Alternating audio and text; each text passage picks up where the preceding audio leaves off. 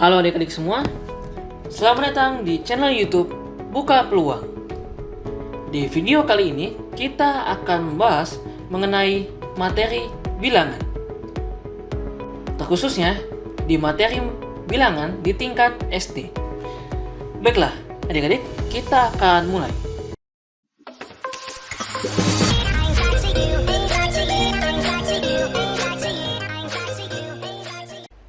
Nah, untuk pembagian materinya itu sendiri, kita akan membaginya menjadi dua. Yaitu, yang pertama, pengenalannya. Misalkan definisinya, pengertiannya, dan lain sebagainya. Kemudian, kita akan bahas macam-macam dari bilangan itu sendiri. Kan kalau adik-adik perhatikan, bilangan itu ada banyak ya adik-adik. Ada yang negatif, ada yang positif, ada bilangan nol, ada pecahan, dan sebagainya.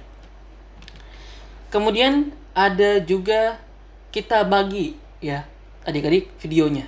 Jadi nanti setelah video ini selesai, nanti akan ada video bagian pertama dari pembahasan lebih dalam di bilangan itu sendiri, di materi bilangan. Nah, untuk bagian pertama kita akan membahas mengenai bilangan asli, bilangan bulat, dan juga bilangan cacah. Untuk bagian yang kedua, kita akan membahas mengenai bilangan pecahan, ganjil, dan juga genap. Untuk video bagian ketiganya, nanti kita akan bahas mengenai bilangan komposit dan juga prima. Bagian keempat, kita akan sedikit saja ulik-ulik ya adik-adik, bilangan rasional dan irasional. Walaupun ini emang belum terlalu dalam ya, karena masih tingkat SD. Oke adik-adik, untuk di video ini kita akan terkhusus mengenai membahas mengenai pengantar dari bilangan. Kita mulai. Yang pertama-tama kita akan mengenal apa itu bilangan. Apa sih itu bilangan adik-adik? Bilangan adalah suatu konsep dalam matematika sebagai pencacahan dan pengukuran terhadap sesuatu. Nah, kalau misalkan kita sederhanakan bahasanya, secara sederhananya bilangan itu adalah penyebutan adik-adik, ya. Penyebutan sebuah angka dalam jumlah tertentu yang memiliki arti. Lalu, contohnya itu ada 5, 4, 3, 2, 1 dan seterusnya. Nah, adik-adik 5 ini bentuk 5, bentuk 4, bentuk 3, bentuk 2, dan juga bentuk 1 ini, dan bentuk-bentuk lainnya itu adalah disebut dengan angka. Ya. Disebut dengan angka atau lambang bilangan. Nah, lambang atau simbol untuk mewakili bilangan. Jadi fungsi dari bentuk-bentuk ini, fungsi dari angka-angka ini adalah untuk mewakili bilangan. Nah, yang sudah kita ketahui sebelumnya bahwa bilangan itu adalah penyebutan sebuah angka. Adik-adik. Jadi angka disebut gitu adik-adik. Jadi misalkan kalau adik-adik di buku matematikanya misalkan ada bentuk kayak begini. Ini kan bentuk kayak gini tuh kita sebutnya apa? Sebutnya sebagai 2. Kita bisa tuliskan kalau kita mau tulis jadi bahasa Indonesia ya, bukan bahasa matematika ya adik-adik, itu tulisannya seperti ini, 2. Kalau simbol seperti ini gimana? Ya sudah, kita tulis di bahasa Indonesia kayak gini, 3, TITGAGA, 3, dan seterusnya. Jadi fungsi dari angka-angka ini adalah untuk sebagai penerjemahannya ya adik-adik. Jadi kan kalau misalkan di bahasa Indonesianya kita tulisnya seperti ini. Nah, nanti di buku matematika adik-adik sendiri kalau lagi perhitungan, ya kita tulisnya seperti ini. Jangan adik-adik kalau misalkan pertambahan gitu ya, penjumlahan, misalkan 2 tambah 3 gitu kan. Nah, nanti ini hasilnya kan 5 gitu kan. Nah, jangan adik-adik tulis 2, jangan tulis dalam bahasa Indonesia gitu, 2 tambah 3 sama dengan 5 gitu adik-adik. Jangan kayak gini. Aduh, Sebentar, pakai yang merah biar kelihatan. Nah, jangan yang kayak gini. Ini kan kayak gini nih. Nih, jangan yang kayak gini. Kenapa ya? Karena lama dan itu tidak sesuai sama apa yang kita pelajari. Kan kita pelajarinya matematika, bukan bahasa Indonesia gitu ya. Oke, jadi itu secara sederhananya dipahami seperti itu ya adik-adik. Jadi tulis dalam bahasa matematika, jangan bahasa Indonesia. Dalam simbol-simbol matematika gitu ya adik-adik. Oke, kita clear dulu.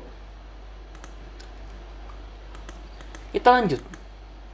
Nah, adik-adik juga perlu paham mengenai garis bilangan. Apa itu garis bilangan? Nah, kalau kakak sih sukanya mengertikan sesuatu, memahami sesuatu tuh dari istilahnya dulu ya. Jadi, misalkan kalau di sini kan disebutkan garis bilangan. Berarti adik-adik bayangin aja, bayangin ada garis lurus, ya. Udah gitu ada bilangan-bilangan di sananya. Misalkan ini 2, ini 3, ini berapa 10 misalkan gitu. Jadi garis bilangan, garis ya yang memuat urutan bilangan. Begitu adik-adik. Kalau kita next, misalkan nih contohnya adalah garis bilangan bulat. Coba kita hapus dulu ya adik-adik. Nah, garis bilangan bulat nanti akan dijelaskan lebih dalam ya. Apa itu bilangan bulat dan lain sebagainya. Tapi sekarang kita terima dulu, adik-adik terima dulu. Nah, bilangan bulat itu apa sih? Bilangan bulat itu terdiri dari bilangan negatif, bilangan bulat negatif. Ya, ini ke sana itu negatif arahnya.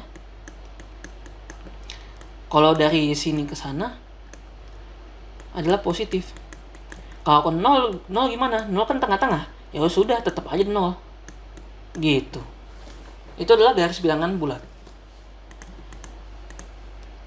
Nah, tuh, sesuai kan tuh bilangan bulat negatif, bilangan bulat positif, bilangan 0. Nilai suatu bilangan Nilai suatu bilangan dapat dilihat Nilai suatu bilangan dapat dilihat pada garis bilangan. Nilai suatu bilangan. Nah, nanti adik-adik bayanginnya gini. Kalau ini kan simbol-simbol semua nih adik-adik. Misalkan di sini adik-adik ketemu di pasar gitu ya. Ada apel nih. Bayangin aja bulat-bulat ini apel. Misalkan ada apel 4 gitu ya. Nah, nanti kan ditulis dalam simbol matematikanya gimana? Ya, sudah seperti ini. Nah, nilai suatu bilangan dapat dilihat pada garis bilangan.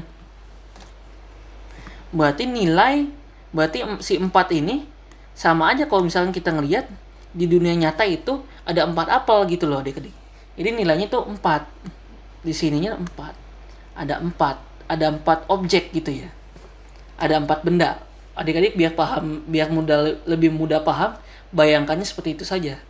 Gitu. Oke, kita hapus dulu. Next. Nah, adik-adik juga di materi bilangan ini juga perlu mengerti apa itu lambang bilangan. Yang tadi sebenarnya sudah kita bahas ya, cuman kita ulang lagi. Lambang bilangan, perhatikan adik-adik. Lambang bilangan adalah suatu lambang yang digunakan untuk menggantikan sebuah bilangan. Bisa berupa angka, gambar, dan lain sebagainya. Jadi misalkan kalau kita next. Nah, ini kan ada pisangnya adik-adik di sini nih. Ada 1, ada 2, ada 3 buah pisang. Di dalam satu tangkai gitu ya. Satu tangkai ini kan tangkainya nih. Terus kalau misalkan kita simbolis tulis secara matematika, secara bahasa matematika, gimana sih? Ya sudah, kita tulisnya seperti ini. Dibacanya kalau di Indonesia, bahasa Indonesia, yaitu 3. TIT GAGA. Banyaknya pisang di samping dapat dinyatakan dengan angka seperti ini dan dapat dibaca 3.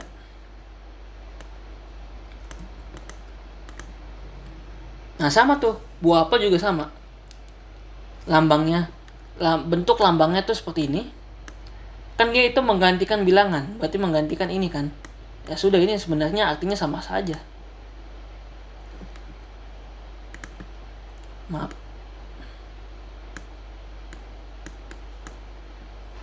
Artinya sama saja. Oke, coba kita next ya adik-adik.